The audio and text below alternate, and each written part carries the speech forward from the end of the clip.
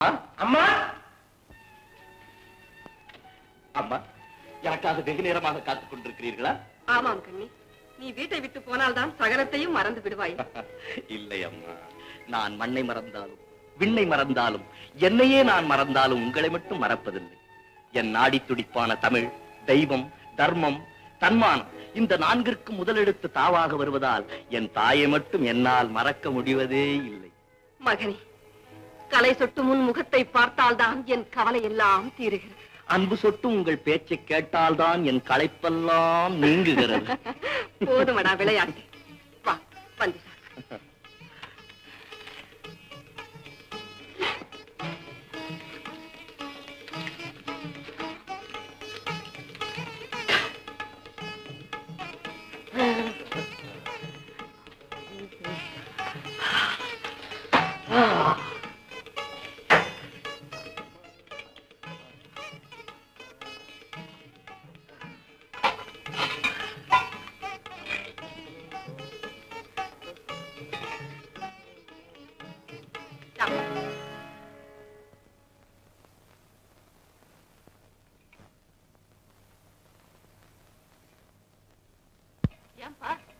இது உங்களுக்கு.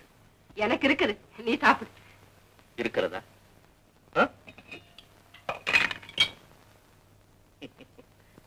அம்மா, பாசம் உங்களை பொய் சொல்ல வைக்கிறதா? இல்ல ராஜா, நிறைய இருக்குது. உங்கள் அன்புதானே அது நிறைய இருக்கிறது. அம்மா, இல்லாததை உண்டு என்று நம்பும் அளவுக்கு உங்கள் மகனின் புத்தி அவ்வளவு மந்தமாகிவிடவில்லை. சாப்பிடு. எனக்கு வேண்டாம் கண்ணே, இப்ப எனக்கு பசி இல்லை. சாப்பிடுங்க. சொன்னாக்க சாப்பிடு. நீங்க சாப்பிட்டால் தான் நான் சாப்பிடுவேன். சாப்பிடுங்க. அம்மா அம்மா அம்மா அம்மா, இன்னும் அம்மா அம்மா அம்மா. நீ சாப்பிடு. சாப்பிடு சாப்பிடு.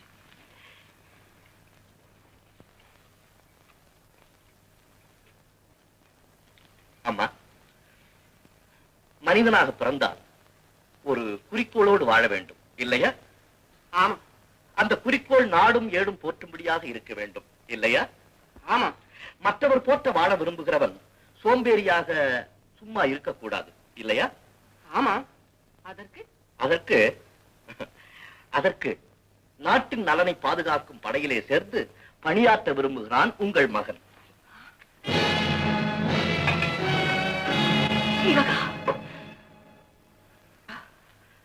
அம்மா, ஏன் இந்த கலக்கம்? படை, பாசறை, களம், கத்தி, போர், முரசு இவைகளெல்லாம் புதிய வார்த்தைகள் அல்லவே நமக்கு? படையிலே சேர வேண்டும் என்ற எண்ணம் எப்போது வந்தது? என்னை நீங்கள் மடியிலே வைத்து தாலாட்டிய போது. வேண்டாம் மகன், நீ ஒருவன்தான் எனக்கு ஊன்றுகோல். உங்களை போன்ற வீர தாய்மார்கள் ஊன்றுவது கோலாக இருக்கக்கூடாது தாயே, அது வேலாக இருக்க வேண்டும். உன் முடிவை மாற்றிக்கொள் ஜீவகா. உன் தந்தையின் முடிவை உனக்கும் ஏற்பட்டா? வாழையடி வாழையாக வந்த வீர பரம்பரை நம் குடும்பம் என்று வரலாறு பேசட்டும். என் தந்தை விட்டுச் சென்ற இந்த வெண்கொடியும் வீரவாளும் வீழாகாமல் இருக்கத்தான் பாடுபடுகிறேன். நாடு இணைய வேண்டும், நலிவு தீர வேண்டும், மக்கள் பொலிவு பெற வேண்டும் என்று அவர் நினைத்ததைத்தானே நான் செய்து காட்ட விரும்புகிறேன். இதற்கு தடை சொல்லுகிறீர்களே தாய்? தடை சொல்லவில்லைடா மகனே, வீர மனைவியாகத்தான் வாழ்ந்தேன். கொண்டவரை பிரிந்த சோகமும் புத்திரபாசமும் என்னை கோழை தாயாக மாற்ற பார்க்கிறது. உன் பிரிவு எனக்கு தண்டனையாக அமைந்தால்? அம்மா, உலகிலே தாய்மை பெறும் தண்டனை தான் மக்கள் பெறும் பரிசு. முத்து சேர்வையின் மகன் வீணை செத்து மடியாமல் படையிலே சேர்ந்தான், பணிபல புரிந்தான், பகைவர்களை வென்றான், பட்டயங்கள் பெற்றான் என்று வீரர்கள் முரசொலித்து பாணர்கள் பரணி பாடினால் அது உங்களுக்கு பெருமைதானே? உங்களின் பெருமை உங்கள் தாய்க்குலத்தின் பெருமைதானே? உங்கள் தாய்க்குலத்தின் பெருமை நமது தாயகத்தின் பெருமைதானே? ஆம் மகனே, ஆம். உன் பெருமையே என் பெருமை, உன் வாழ்வே என் வாழ்வு. உன் விருப்பப்படி படையிலே சேர்ந்து பணியாற்று. அம்மா, இதோ உன் தந்தையின் வீரவாள். நாட்டுக்காக உயிர் நீத்தார் தந்தை, நாட்டுக்கு உயிர் கொடுத்தான் மகன் என்ற பெயர் நிலைக்கட்டும். வாழ்க அம்மா, வாழ்க மருத நாட்டு வீரன். வெற்றி பெறுவதற்கு முன்பே வீரன் என்று அழைத்து விட்டாயே. அட சும்மா இருந்தே, உனக்கு தெரியாது. அம்மாவுடைய ஆசீர்வாதம், எங்க அப்பா செஞ்சு உங்க அப்பாவுக்கு கொடுத்த இந்த கத்தி, உன்னுடைய சொந்த வீரம், இது மூணு சேர்ந்தாக்கா வெற்றி உன்னை சுற்றி சுற்றி வருமே. அண்ணே, இந்த கத்தியோட சமாச்சாரம் உனக்கு தெரியாது. இதோடைய வார்ப்பு முறையே தனி. இந்த கத்தியோட எந்த எதிரி கத்தி வந்து மோதினாலும் டமால் டுமால் தூள் ஆயிடும். வச்சுக்க அம்மா, நானும் அண்ணன் கூடவே பரப்பிட்டு போலான்னு தீர்மானம் பண்ணிக்கிட்டு வந்துட்டமா. எனக்கு ஆசீர்வாதம் பண்ணுங்கம்மா. சித்தா, நீயும் போய் விட்டால் அம்மா, அண்ணனுக்கு துணையா இருப்பமா. போயிட்டு வாடான ஆசீர்வாதம் பண்ணுங்க தாயே. யார் அது?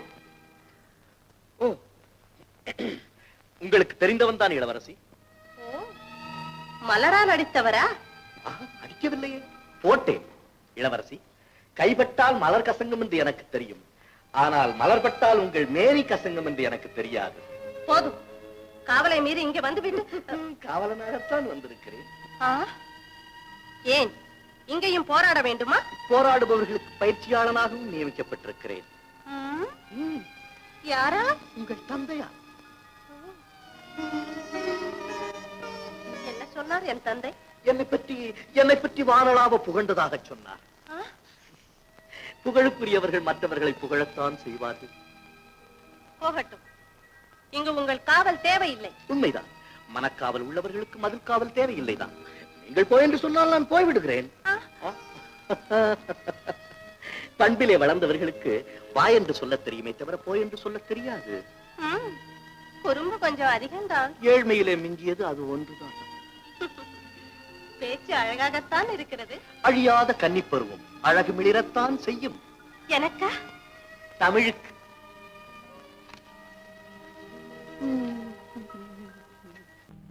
இளவரசி, இந்த இடத்தில், அதுவும் இந்த நேரத்தில்.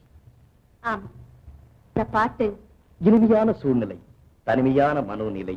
வருங்காலத்தை பற்றி சொல்ல நான் என்ன ஞானி? அது போகட்டும், நாளைக்கும் பாடுவீர்களா? அது நாளை கேட்க வேண்டிய கேள்வி. இன்றைக்கு அதற்கு நான் எப்படி பதில் சொல்ல முடியும்? ஏன் இந்த கணக்கம்? இந்த காயம் சகாயம். இளவரசி, காயம் வீர லட்சணம் இல்லையா? ஆமா, விரோதிகளால் ஏற்படும் போது. ஆனால் இங்கே என்னால் அல்லவா ஏற்பட்டது.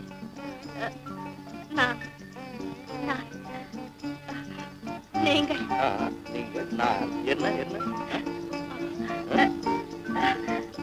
சொல்ல தெரியும். என்னை மன்னனாக்கிய மக்களுக்கும் அம்மக்களை காக்க எனக்கு உற்ற துணையாக இருக்கும் நிர்வாகிகளுக்கும் குறுநில மன்னர்களுக்கும் அவர்கள் பரிசுகளை இங்கு கொண்டு வந்து கொடுத்த தூதர்களுக்கும் எனது மனமார்ந்த நன்றி.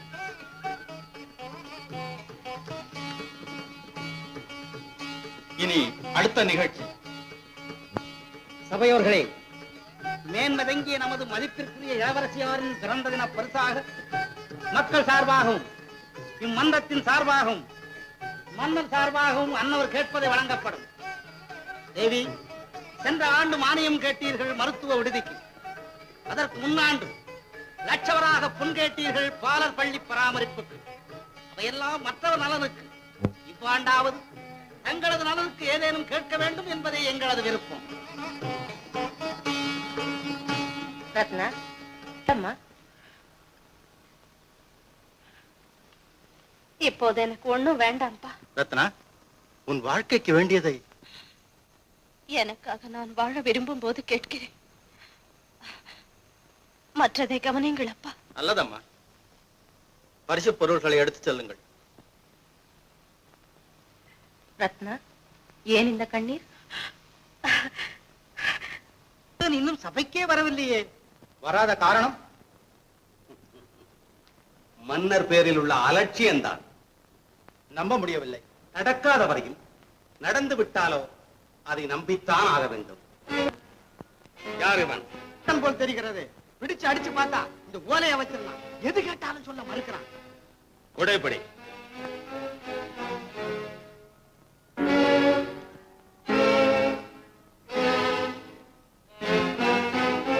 அரசே, இப்படியும் நடக்குமா?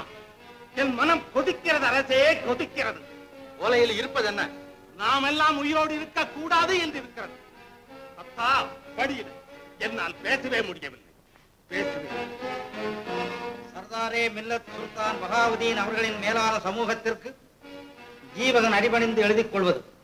நான் வந்த வேலை படிப்படியாக முடிந்து வருகிறது. மன்னரின் பூரண அன்புக்கு பாத்தியமாக நடித்து விட்டேன். நாளைய தினம் எனக்கு கோட்டை தளபதி பதவி கிடைக்கப் போகிறது. நமது மனக்கோட்டைகளை நிறைவேற்ற இதுதான் சமயம். நான் கோட்டையை காவலற்று செய்து விடுகிறேன். படைகளுடன் வந்துவிட்டால் நமது வெற்றிக்கு தடையே இருக்காது. இங்கனம் தங்களது பணியாள் ஜீவகன். போய் பித்தலாட்டம். யாரோ வஞ்சகமா எழுதிருக்காங்க. மகாராஜா நம்பாதீங்க. சித்தா, மன்னிக்க வேண்டும். இது அரசவை, அமைதி சேவை. மகாராஜா என்ன போக விடுங்க. நான் போய் எங்க அண்ணனை அழைச்சிட்டு வரேன். மகாராஜா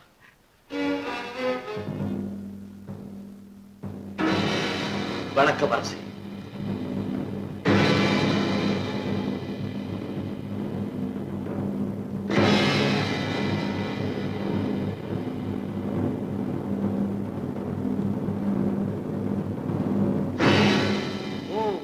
வருக வருக. உங்கள் வரவு நல்வரவாகுக.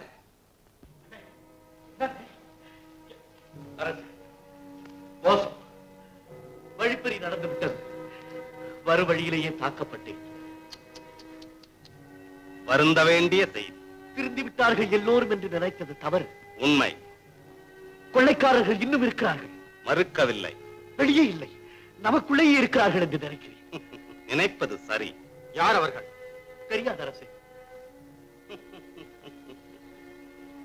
எல்லாம் தெரிந்தவர்கள் தனக்கு ஒன்றுமே தெரியாதென்றுதான் சொல்லுவார்கள். நான் சொல்லட்டுமா? சொல்லுங்கள் தளபதி.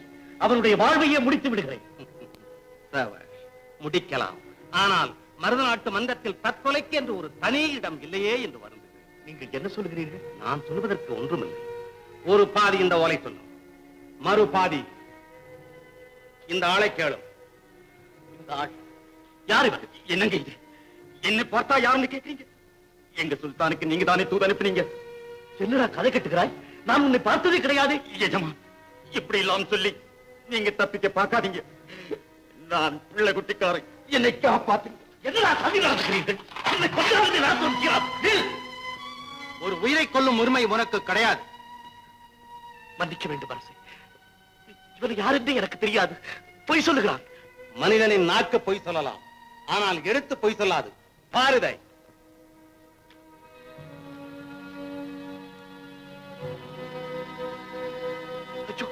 இது மோசம். இதுதான் மக்களின் நினைப்பு. அநியாயம். மன்னரின் தீர்ப்பே அதுதான். சத்தியமாக இதை நான் எழுதவே இல்லை. இது உமது வாதம். அப்படித்தானே ஜீவகரே? இதை நீர் எழுதவில்லை என்று சொல்லலாம், ஆனால் உமது எழுத்து இல்லை என்று சொல்ல முடியாது.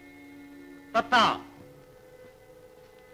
மன்றத்து மக்களே, மதி நிறைந்த செல்வர்களே, இது இவர் போர் பயிற்சியாளராக நியமிக்கப்பட்ட போது இவரே இவரது கையால் இந்த மன்றத்தில் உங்கள் முன் அப்போது எழுதி கொடுத்த பிரமாண பத்திரம். இது ஸ்வர்ணகிரி மன்னருக்கு இவர் இப்போது எழுதியிருக்கும் வஞ்சக சூத்திரம். இந்த இரண்டையும் நீங்களே ஒப்பிட்டு சொல்லுங்கள். ஒப்பிட்ட மன்னருக்கு இவர் செய்திருக்கும் துரோகத்தை பற்றி. இரண்டு ஒன்றுதான்.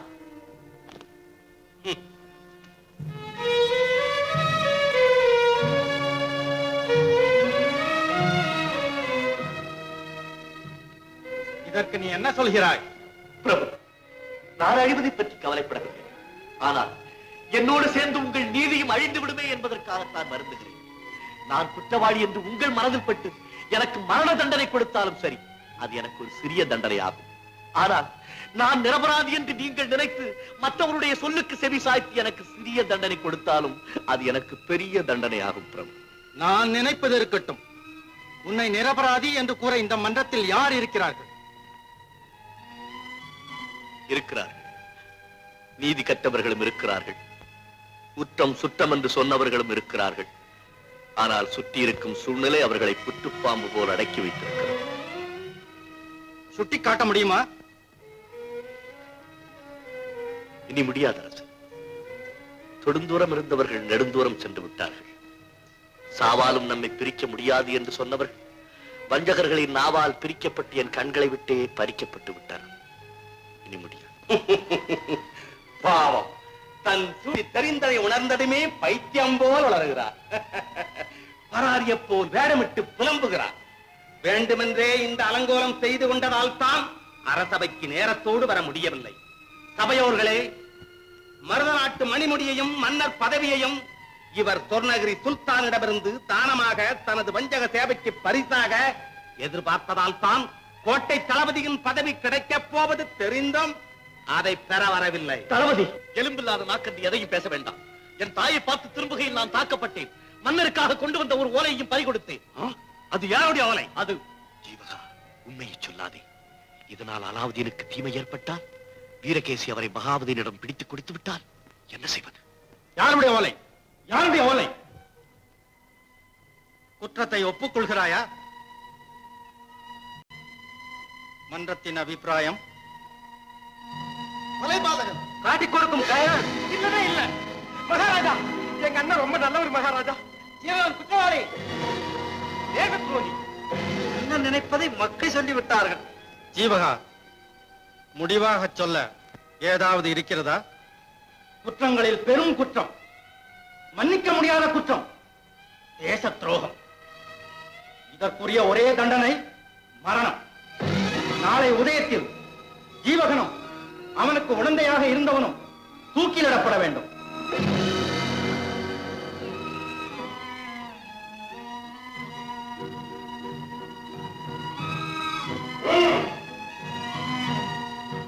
இனி சபை கலையலாம்.